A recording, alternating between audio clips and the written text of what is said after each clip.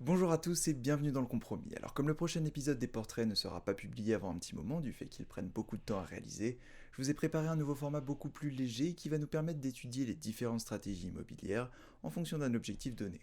Par exemple, quelle pourrait être la meilleure stratégie à adopter pour un jeune qui démarre dans la vie active et qui souhaite acheter sa première résidence principale. C'est ce qu'on va voir aujourd'hui dans le premier épisode de cette nouvelle série que j'ai appelée les stratégies.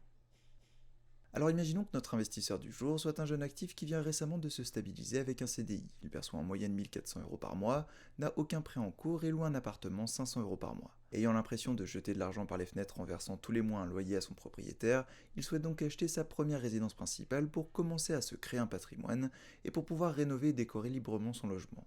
Cependant, il souhaite que cette opération n'ait pas d'impact négatif sur son niveau de vie, que le financement se fasse sans apport afin qu'il puisse garder ses économies et qu'il puisse continuer à développer son patrimoine une fois l'opération terminée. Bon, maintenant qu'on connaît les besoins de notre investisseur, on va pouvoir étudier chacun de ces points et voir quelle stratégie serait la plus adaptée dans ce cas précis.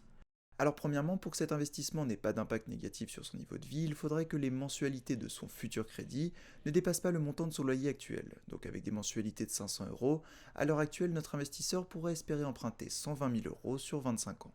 Maintenant, on a vu que l'un de ses objectifs était d'obtenir un financement sans apport pour pouvoir garder ses liquidités.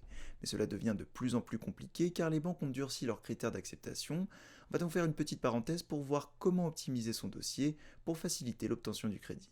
Alors il faut savoir que la décision des banques repose souvent sur trois critères. Premièrement, il y a le taux d'endettement qui est dans la plupart des cas limité à 33%, le reste à vivre qui correspond à l'argent qui restera à l'emprunteur tous les mois une fois sa mensualité payée, et enfin le saut de charge qui est la différence entre le montant que l'emprunteur paie actuellement pour son logement et sa future mensualité. Dans le cas de notre investisseur, comme les 500 € de loyer seront remplacés par une mensualité du même montant, le saut de charge sera donc égal à zéro. Par conséquent, le crédit n'aura aucun impact sur son niveau de vie, ce qui est un très bon point.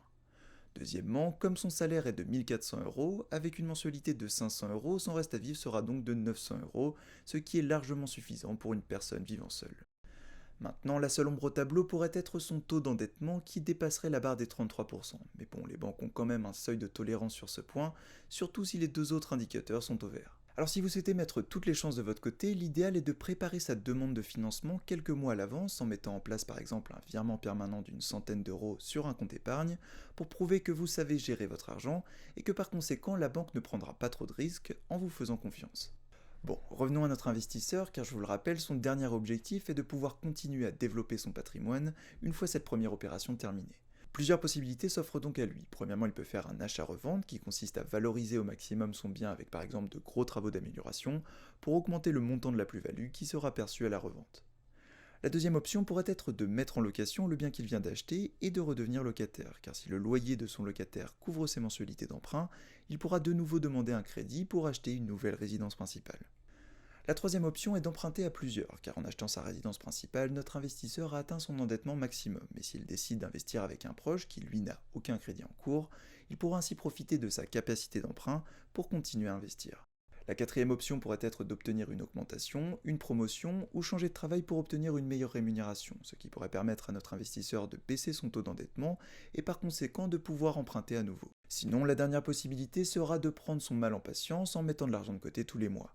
Au long terme, cela pourrait lui permettre de faire un apport qui rassurerait les banques sur sa capacité de rembourser un second crédit.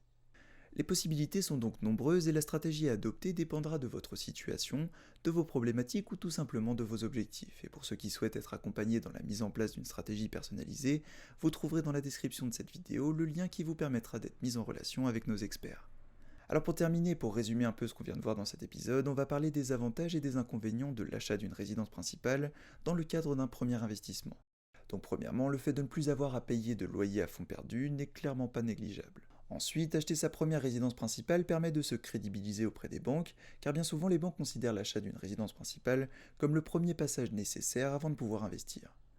Troisièmement, cela permet à l'investisseur de se familiariser à l'investissement immobilier en ne prenant que très peu de risques. Quatrièmement, au moment de la revente, le propriétaire pourra récupérer de la trésorerie, voire une plus-value, qui a l'avantage de ne pas être taxé. Et enfin, cinquièmement, vous pourrez rentabiliser ce bien en le louant de manière ponctuelle avec du Airbnb ou en le louant sur une plus longue durée si vous déménagez ailleurs. Pour ce qui est des points faibles, premièrement, il faut savoir qu'il y a plus de charges à assumer quand on est propriétaire de sa résidence principale, que ce soit la taxe foncière, les frais de copropriété, les travaux ou même la décoration dans laquelle on aura tendance à mettre un peu plus d'argent. Deuxièmement, de manière générale, une mensualité d'emprunt est souvent plus chère qu'un loyer pour un logement similaire. Il faudra donc trouver un logement plus petit ou augmenter son budget pour avoir une même superficie. Et enfin, troisièmement, l'achat d'une résidence principale ne permet pas d'obtenir un rendement à court terme. Donc si votre objectif est de générer des revenus dès les premiers mois, plutôt que d'acheter une résidence principale, il serait préférable d'investir dans un bien locatif. Et c'est d'ailleurs ce dont on parlera dans le prochain épisode, donc n'oubliez pas de vous abonner à la chaîne pour ne pas rater ce qui va suivre. En tout cas, merci à tous pour votre fidélité. Si vous avez des questions ou des remarques sur cette vidéo, n'hésitez pas à me le faire savoir dans les commentaires. Et quant à moi, je vous dis à très bientôt sur Le Compromis.